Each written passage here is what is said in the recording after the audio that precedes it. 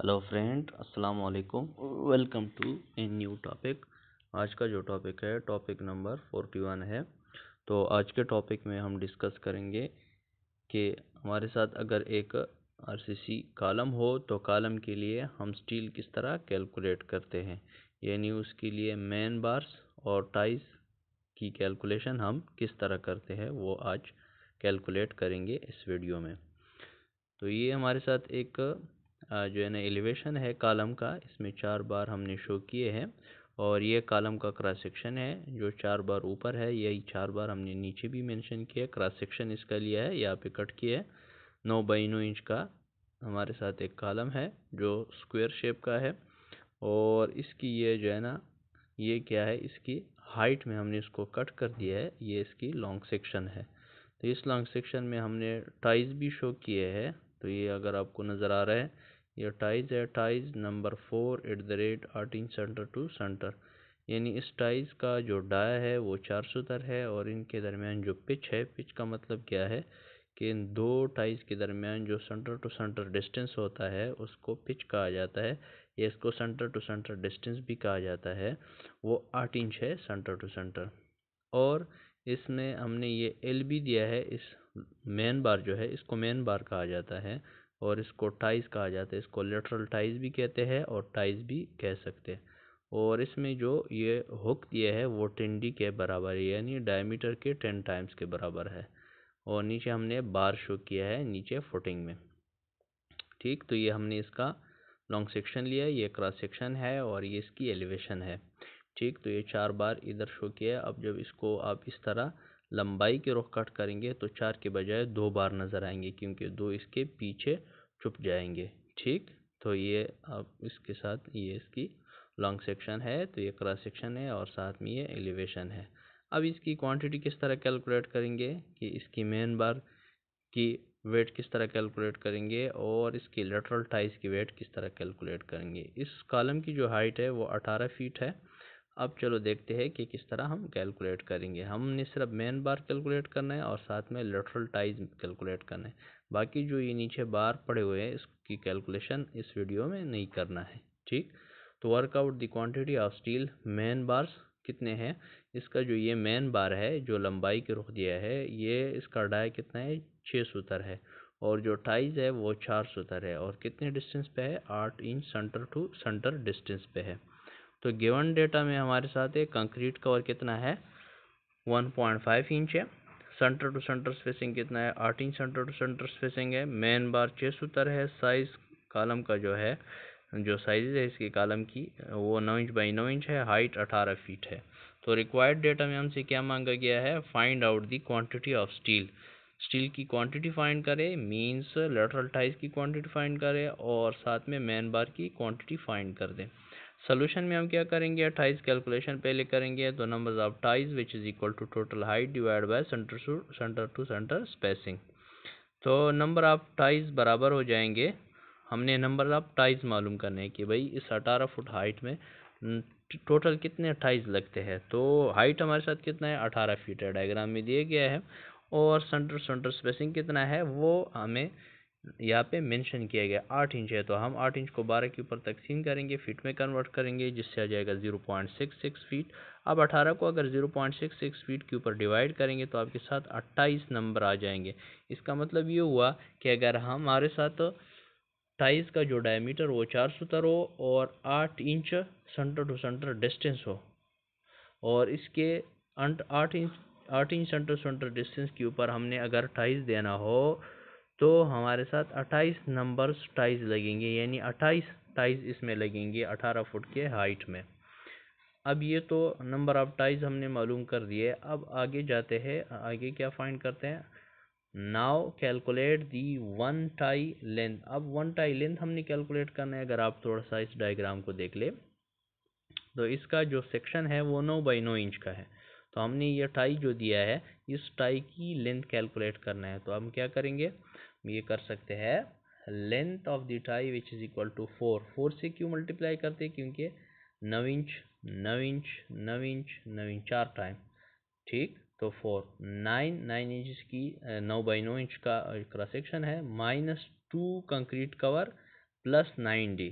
ये ऐसा कैसे आया, इसको अगर आप देखेंगे तो ये आपके साथ ये 9x9 इंच का क्रॉस सेक्शन है। अगर 9 इंच से एक कंक्रीट कवर इधर से माइनस करेंगे और साथ में जो है ना कंक्रीट कवर इधर से भी माइनस करेंगे तो 1.5 इंच कंक्रीट कवर है। 1.5 तो 3 इंच कंक्रीट कवर माइनस करेंगे इधर से भी, और साथ में अगर ये साइड मालूम करना है तो इधर से भी 1.5 इंच कंक्रीट कवर, इधर से भी 1.5 इंच कंक्रीट कवर। आप 1 इंच कंक्रीट कवर भी रख सकते हैं। ठीक, तो आपके साथ ये क्या हो जाएगा, ये हो जाएगा length of the tie which is equal to 4 multiply by 9 - 2 concrete cover plus 9D। 9D क्यों कर दिया, 9D इसलिए कर दिया कि 4D ये हो जाएगा और 4D ये हो जाएगा, इसका हुक लेंथ भी इसके साथ हमने इंक्लूड कर दिया।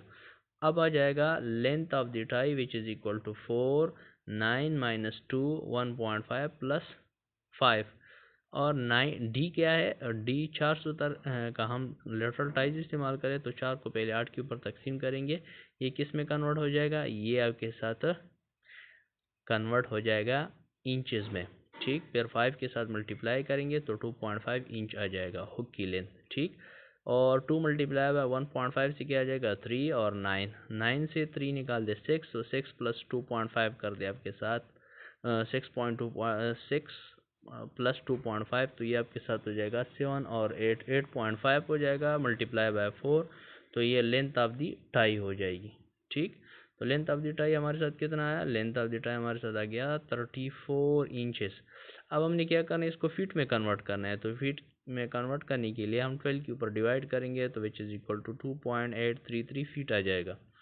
अब आगे क्या करना है, आगे ये करना है now total length of the all tie, total length of the all tie calculate करना है। अगर आपको मालूम हो तो थोड़ी देर पहले हमने ये कैलकुलेट कर दिया कि भाई हमारे साथ 28 नंबर टाइज लगते हैं इस कॉलम में 18 फीट हाइट में, तो अब एक टाई की लेंथ कितनी है, वो 2.833 फीट है, तो 2.833 multiply by 28 times, why because अब 28 टाइज हमारे साथ है, तो ये 79.38 लेंथ हो जाएगी किसकी, total length of the all ties, lateral ties की लेंथ हो जाएगी। यानी ये अगर मैं थोड़ा सा डायग्रामेटिकली आपको सिखा दूँ, ये एक टाई की लेंथ हमने निकाल दी, अब टोटल टाई की लेंथ कितनी हो जाएगी, टोटल टाई की लेंथ हो जाएगी 79.38 फीट हो जाएगी।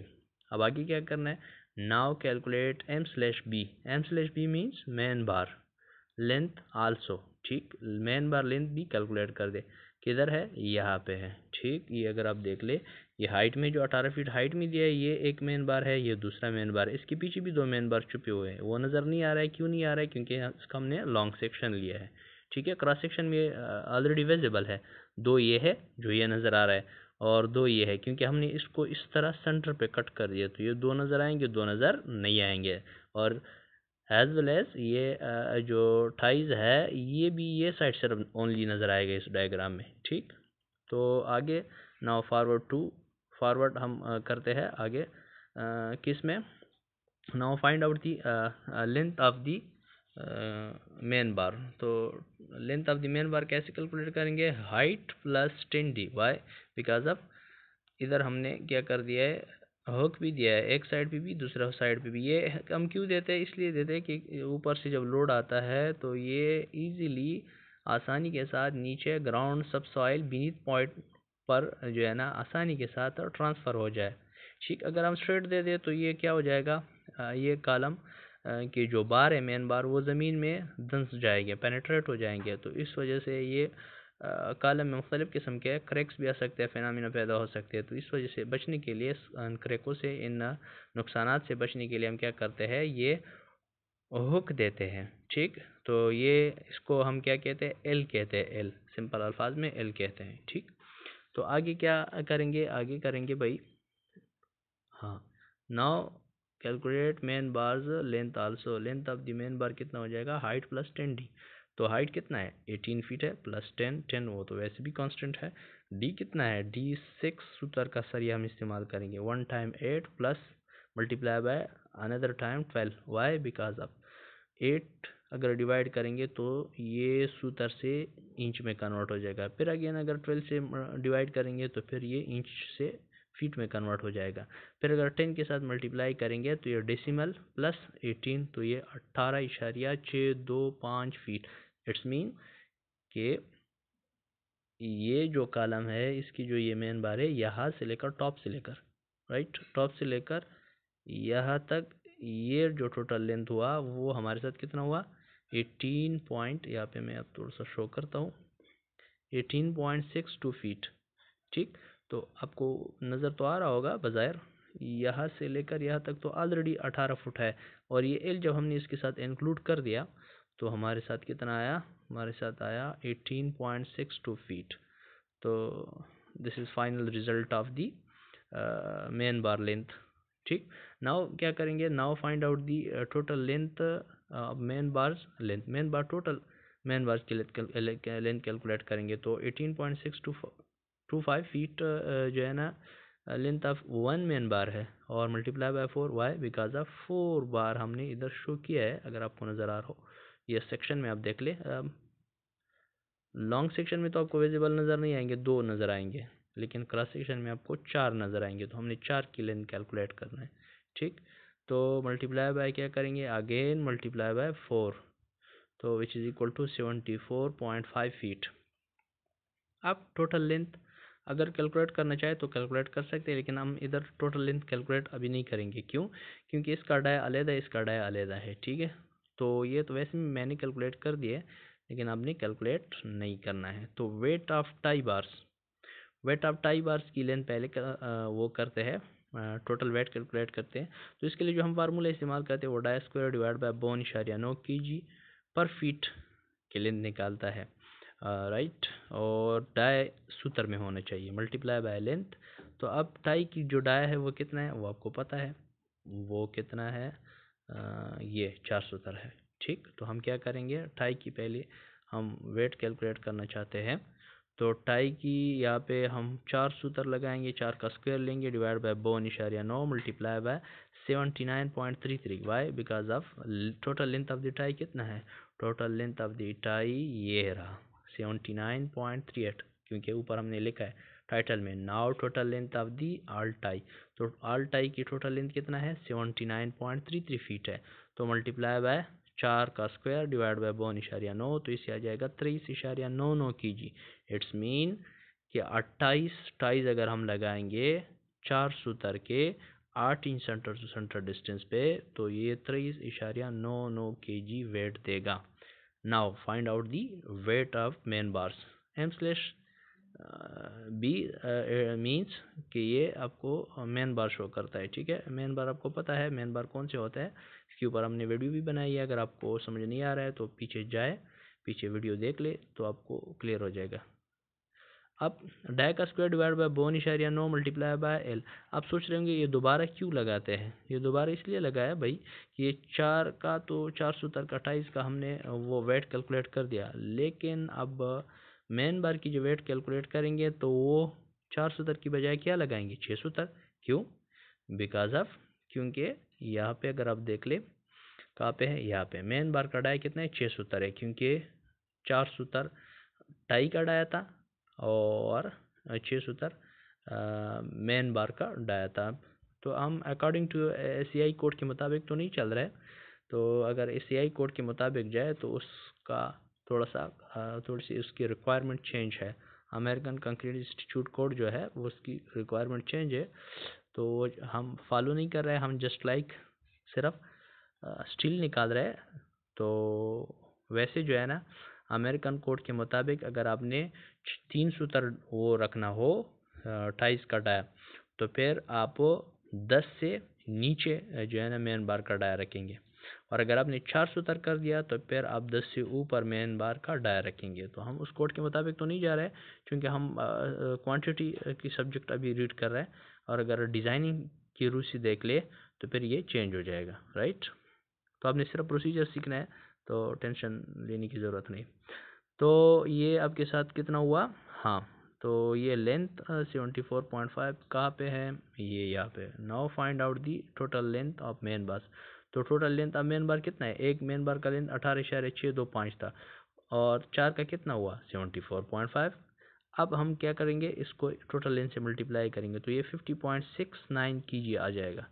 अब हमने क्या करना है, टोटल वेट मालूम करना है। टोटल वेट क्या करेंगे, वेट ऑफ टाइस या weight of lateral ties plus weight of main bars. तो वेट ऑफ टाइस कितना है 23.99 plus weight of main bar कितना है 50.69, तो which is equal to 74.68 kg। तो फ्रेंड ये था वीडियो का लास्ट। तो थैंक यू, अल्लाह हाफिज़।